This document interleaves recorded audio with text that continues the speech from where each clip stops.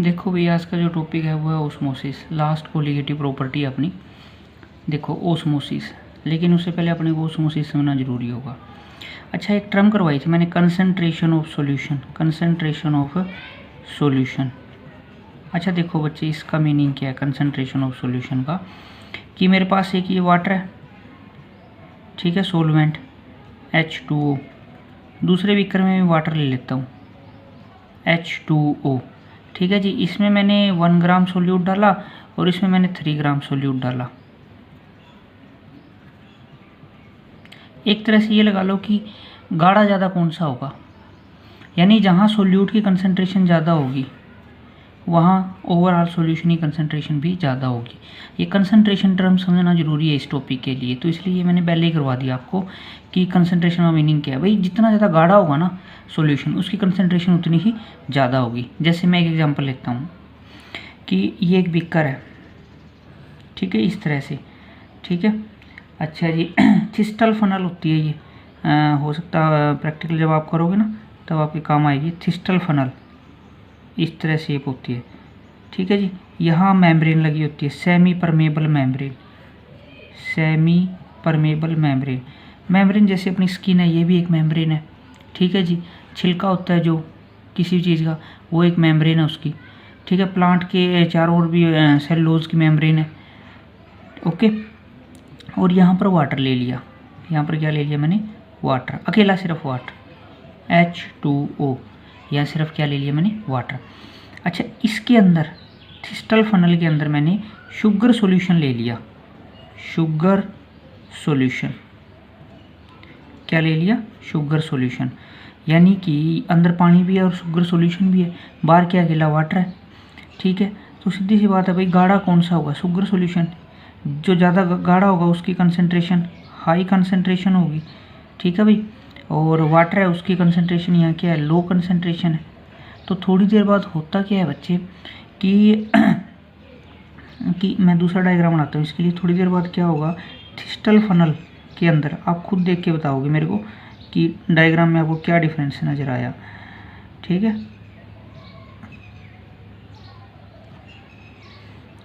Thistle funnel के अंदर liquid ऊपर तक चला गया, हुआ क्या, एक्चुअल में भाई वाटर का फ्लो हो गया अंदर की तरफ, अंदर की तरफ वाटर का फ्लो हो गया, किसके थ्रू, सेमी परमेबल मेम्ब्रेन के थ्रू।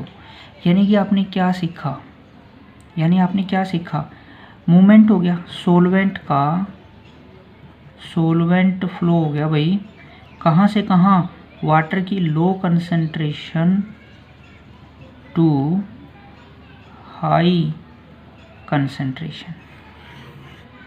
सोलवेंट का फ्लो हो गया लो कंसंट्रेशन से हाई कंसंट्रेशन, किसके थ्रू, सेमी परमेबल मेम्ब्रेन के थ्रू, ऊपर, तभी तो ये ऊपर आ गया इसमें, ठीक है।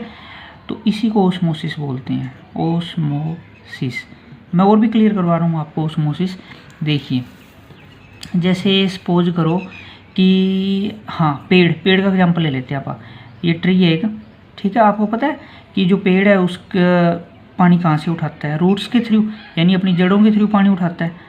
ये अर्थ हो गया सपोज करो, यहाँ क्या हो गया, वाटर हो गया, ये वाटर हो गया। बच्चे ये वाटर है ना ऊपर चला जाता है यहाँ तक, पत्तियों में और हर जगह। आपने सुना भी होगा कि प्लांट्स हैं जो रूट्स के थ्रू वाटर उठाते हैं। तो होता क्या, देखो प्लांट्स है, प्लांट्स तो अंदर ये देखो पूरा मतलब सॉलिड होता है, यानी कि प्लांट्स के अंदर तो बहुत ज़्यादा कंसंट्रेशन है, हाई कंसंट्रेशन। और यहाँ क्या, अकेला वाटर, लो कंसंट्रेशन। तो रूट्स के थ्रू यहाँ मेम्ब्रेन होती है, यहाँ पर इन रूट्स के मेम्ब्रेन के थ्रू वाटर है जो अंदर फ्लो कर जाता है, अंदर से ऊपर की तरफ फ्लो कर जाता है। यानी कि ओस्मोसिस का देखो ये और बेनिफिट है, ओस्मोसिस के कारण ही रूट्स के थ्रू पानी ऊपर जाता है प्लांट्स में। और भी बहुत सारे एग्जांपल हैं, जैसे और क्या एग्जांपल है भाई, और एग्जांपल ले लेते हैं आप। जैसे RBC सुना आपने, रेड ब्लड कॉर्पसल, RBC, इसकी जो कंसंट्रेशन होती है वो इतने % होती है नियर अबाउट, ठीक है। अगर मैं आपको बोलूँ ये अपनी बॉडी के अंदर होती है, सेल होती है अपनी cell, RBC, red blood corpuscle. अगर सपोज करो मैंने ऐसा सॉल्यूशन ले लिया बाहर जिसकी कंसंट्रेशन लेस है, इससे लेस कंसंट्रेशन है, अगर इससे लेस कंसंट्रेशन होगी और अंदर फिर क्या होगी, हाई होगी, यानी कि वाटर तो फ्लो कर जाएगा इसके अंदर, वाटर तो इसके अंदर फ्लो कर जाएगा और आपकी सेल का साइज फूल जाएगा, सेल बड़ी हो जाएगी। ठीक है, और भी एग्जाम्पल है भाई इसका, जैसे एक एग्जाम्पल और ले लेते हैं आप। नेक्स्ट एग्जाम्पल देखिए, ये वाला ले रहा हूँ। ये मैंने ना अंडा ले लिया, एग। ठीक है, एग को सिंपल वाटर में रख दिया भाई, सिंपल वाटर में। तो एग के अंदर जो सॉल्यूशन है, छिलका उतार के रखना है। आप ये कर भी सकते हैं एक्सपेरिमेंट, छिलका उतार के ऊपर वाला, तो उसको पानी के अंदर रख दो। ओस्मोसिस का एक्सपेरिमेंट आप ये घर पे भी कर सकते हो। तो बाहर वाटर है, तो सीधी सी बात है भाई, एग के अंदर जो सॉल्यूशन है वो ज़्यादा गाढ़ा है, यानी कि अंदर तो हाई कंसंट्रेशन है, और वाटर की लो कंसंट्रेशन है, यानी पानी अंदर चल जाएगा अंडे के। तो आपका जो एग है वो श्रिंक होएगा या स्वेल होएगा, स्वेलिंग आएगी, यानी फूल जाएगा अंडा, अंडे में फ्लावट आ जाएगी, एग में फ्लावट आ जाएगी। तो देखो बच्चे, ये इतने सारे एग्जाम्पल हैं, इनमें आपने एक चीज़ गौर की होगी कि ओस्मोसिस के अंदर एक तो सोलवेंट का ही फ्लो हो रहा है, यानी वाटर, ओनली सोलवेंट का फ्लो होगा। लो कंसंट्रेशन से हाई कंसंट्रेशन, लो कंसंट्रेशन से हाई कंसंट्रेशन, पहली कंडीशन सोलवेंट का फ्लो होगा। दूसरी कंडीशन लो कंसंट्रेशन से हाई कंसंट्रेशन फ्लो होगा। थर्ड कंडीशन किसके थ्रू, सेमी परमेबल मेम्ब्रेन के थ्रू ही ये सारा काम होगा।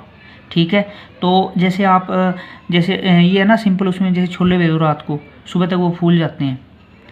ठीक है, तो क्या होगा उसके अंदर, क्या हुआ, क्या है, अंदर पानी चला गया भाई, किसके थ्रू, वो छिलका, वो मेम्ब्रेन का काम कर रहा है, छिलके थ्रू वो छोला फूल गया सुबह तक। ठीक है, तो ये ओस्मोसिस प्रोसेस है सारा। अच्छा, अचार डालते हो, अचार, कच्ची अम्बियों का जो अचार है, उसको आप एक ऐसे सॉल्यूशन में रख देते हो कि कुछ दिनों बाद है ना वो सिकुड़ जाती हैं कच्ची अम्बियाँ। हुआ क्या, उनके अंदर से सारा पानी बाहर आ जाता है मेम्ब्रेन के थ्रू, वो भी ओस्मोसिस है। ठीक है, तो ओस्मोसिस के अंदर आपने 3 बातें आपने याद रखनी है कि सोलवेंट का फ्लो होगा, low concentration to high concentration flow होगा। ठीक है, और किसके थ्रू फ्लो होगा, सेमी परमेबल मेम्ब्रेन के थ्रू फ्लो होगा। अब ये डायग्राम जो देख रहे हो आपके सामने, देखो इसमें क्या है, इस तरह मैंने सोलवेंट लिए, सपोज करो सोलवेंट तो वाटर ही होगा, इसमें वाटर के अंदर शुगर मिला दिया, वाटर के अंदर क्या मिला दिया अपने, शुगर। ठीक है जी, तो सीधी सी बात है, यहाँ कंसंट्रेशन क्या होगी, हाई कंसंट्रेटेड सॉल्यूशन हो गया, और ये क्या हो गया, लो कंसंट्रेशन होगी इधर। तो हम जो ओस्मोसिस पढ़ के आए हैं भाई, उसमें तो सोलवेंट का फ्लो होता है लो कंसंट्रेशन से हाई कंसंट्रेशन, किसके थ्रू, सेमी परमेबल मेम्ब्रेन के थ्रू। यानी कि यहाँ पर क्या होगा, ये वाले जो पार्टिकल हैं ये इधर जाएंगे, ये पिस्टन लगा रखा है भाई, पिस्टन, ये जैसे अपवर्ड भी जा सकता है और डाउनवर्ड भी। अच्छा मेरी बात सुनो, जब सोलवेंट इधर आएगा इस साइड से इसके थ्रू, क्योंकि आएगा वो तो, क्योंकि ये ओस्मोसिस में यही होता है भाई, ओस्मोसिस में यही होता है कि सोलवेंट सॉल्यूशन की तरफ मूव करता है, किसके थ्रू, सेमी परमेबल मेम्ब्रेन। अच्छा एक बात सोचो, ये इधर आ जाएंगे सोलवेंट के पार्टिकल इसके अंदर, तो पिस्टन डाउनवर्ड थोड़ी जाएगा, पिस्टन तो कहाँ जाएगा, अपवर्ड जाएगा, पिस्टन अपवर्ड जाएगा, क्योंकि सॉल्यूशन और आने लग गया इसके अंदर, तो पिस्टन अपवर्ड जाएगा। ठीक है बच्चे, अब मैं ये चाहता हूँ कि ये पिस्टन यहीं रहे। अगर ये पिस्टन यहीं रहेगा तो ऊपर क्या लगाना पड़ेगा आपको, इसके ऊपर प्रेशर, क्योंकि मैं इसको यहाँ फिक्स रखना चाहता हूँ, तो ऊपर से क्या लगाना पड़ेगा, प्रेशर। जब मैं प्रेशर लगाऊंगा तो ये जो पार्टिकल इधर आ रहे थे, इनको यहाँ आने के लिए स्पेस नहीं मिलेगा, तो ये प्रोसेस क्या हो जाएगा, बंद हो जाएगा। ये प्रोसेस कब बंद हुआ है, जब आपने यहाँ प्रेशर लगा दिया, जब आपने यहाँ इसके ऊपर प्रेशर लगा दिया, ये प्रोसेस यहाँ बंद हो गया। कौन सा प्रोसेस था ये, ओस्मोसिस। तो ओस्मोसिस को रोकने के लिए जो प्रेशर आपने अप्लाइड किया है, ओस्मोसिस को रोकने के लिए जो प्रेशर आपने अप्लाई किया है, किस साइड, सॉल्यूशन साइड जो प्रेशर आपने अप्लाई किया है ताकि ओस्मोसिस रुक जाए, उसको ओस्मोटिक प्रेशर बोलते हैं। क्या बोलते हैं, osmotic pressure. Pressure applied on solution side to stop osmosis को रोक दिया भैया अपन ने। अगर यहाँ प्रेशर ना लगाओगे तो ये इधर आता रहेगा, तो पिस्टन ऊपर जाता रहेगा। तो मैं नहीं चाहता कि पिस्टन ऊपर जाए, पिस्टन यहीं रहे, इसके लिए मेरे को यहाँ प्रेशर लगाना पड़ेगा। यहाँ प्रेशर लगाऊंगा तो ये पार्टिकल इधर नहीं आएंगे, क्योंकि इनको जगह नहीं मिलेगी, तो ये स्टॉप हो जाएगी प्रोसेस। तो ओस्मोसिस को रोकने के लिए जो आपने प्रेशर अप्लाइड किया है सॉल्यूशन साइड, उसको बोलते हैं ओस्मोटिक प्रेशर। क्या बोलते हैं उसको, ओस्मोटिक प्रेशर। और जो ओस्मोटिक प्रेशर है उसका सिंबल है भाई पाई, उसका सिंबल क्या है, पाई। और ये पाया गया ये पाई इक्वल होता है CRT के, ये फॉर्मूला लर्न करना है आपने, ठीक है। कैसे है क्यों है ये डायरेक्ट आपके सिलेबस में, ठीक है। ये देखा गया कि पाई है जो CRT के इक्वल होता है। अच्छा भाई, T for temperature, R for gas constant, C क्या है यहाँ पर, C से इंट्रोडक्शन करवा देता हूँ आपकी, कंसंट्रेशन। और कंसंट्रेशन मैं पहले ही पढ़ा चुका हूँ आपको, concentration amount of mole of solute in given volume of solution, RT, ठीक है। पाई किसका सिंबल है भाई, ओस्मोटिक प्रेशर का। पाई किसका सिंबल है, ओस्मोटिक प्रेशर का। जो ये पाई हो गया, पाई कौन है, ओस्मोटिक प्रेशर, OP है। और ये क्या है, मोल ऑफ सोल्यूट, कौन है ये, मोल्स ऑफ सोल्यूट। अगर मैं इसको चेंज करूंगा तो ये पाई चेंज होगा, अगर मैं इसको चेंज करूंगा तो ये पाई चेंज होगा। यानी कि जो पाई है, पाई कौन है, osmotic pressure. Osmotic pressure depend कर गया किसके, मोल ऑफ सोल्यूट के ऊपर। मोल ऑफ सोल्यूट पे जो चीज़ डिपेंड करेगी वो कैसी प्रॉपर्टी, वो CP यानी कि कोलिगेटिव प्रॉपर्टी। तो ओस्मोटिक प्रेशर भी एक कैसी प्रॉपर्टी है, कोलिगेटिव प्रॉपर्टी है। अच्छा देखिए, पेपर में दो छोटी छोटी डेफिनेशन पूछी जाती है, हेमोलिसिस और प्लाज्मोलिसिस। डायग्राम से क्लियर करवा रहा हूँ ये दोनों चीज़। मेरे पास सेल है, बॉडी सेल ले लो, और दो अलग अलग कंडीशन ले रखी है। मैंने एक बार बॉडी सेल को लो कंसनट्रेटेड सॉल्यूशन में रख दिया, यानी कि लो कंसनट्रेटेड का मतलब सेल के अंदर वाला जो सॉल्यूशन है वो हाई कंसनट्रेशन है, हाई कंसनट्रेशन सेल के अंदर है, तो बाहर कैसा है, लो। ये कैसा लिख रखा है, हाई कंसनट्रेटेड, यानी कि अंदर वाला कैसा हो गया सेल के, लो कंसनट्रेटेड। सीधी सी बात है भाई, सेल लिया मैंने, सेल का तो सेम ही अंदर, लेकिन बाहर वाला आप चेंज कर सकते हैं। बाहर वाला एक बार मैंने लो कंसनट्रेटेड ले लिया इसके कंपैरिजन में, एक बार बाहर वाला मैंने हाई कंसनट्रेटेड ले लिया। तो बच्चे सोचना है आपने ओस्मोसिस को ही सोचना है। ये मेम्ब्रेन है, ये जो बाउंड्री बनाई हुई है ये मेम्ब्रेन है, मैं लिख भी देता हूँ एस सेमी परमेबल मेम्ब्रेन, ठीक है भाई। तो होगा क्या, ओस्मोसिस सोचो, लो कंसनट्रेशन से हाई कंसनट्रेशन मूवमेंट हो जाएगी सोलवेंट की, तो सेल फूल जाएगा, स्वेलिंग आ जाएगी सेल में। सेल फूल गया भाई, सेल का साइज बड़ा हो गया, स्वेलिंग ऑफ सेल हो गया, तो इसको बोलते हैं हेमोलिसिस। क्या बोलते हैं इसको, हेमोलिसिस। क्या बोलते हैं इसको, हेमोलिसिस। बच्चे यहाँ देखो, प्लाज्मोलिसिस में क्या होगा, लो कंसंट्रेशन यानी कि बाहर हाई है, तो मेम्ब्रेन के थ्रू ये घटना हो जाएगी, बाहर आ जाएगा सोलवेंट बाहर आ जाएगा, तो अंदर सेल क्या हो जाएगी, श्रिंक हो जाएगी। श्रिंक का मतलब समझते हो, सिकुड़ जाएगी सेल का साइज छोटा हो जाएगा, तो श्रिंकिंग ऑफ सेल, इसको प्लाज्मोलिसिस बोलते हैं। Swelling of cell haemolysis, shrinking of cell plasmolysis.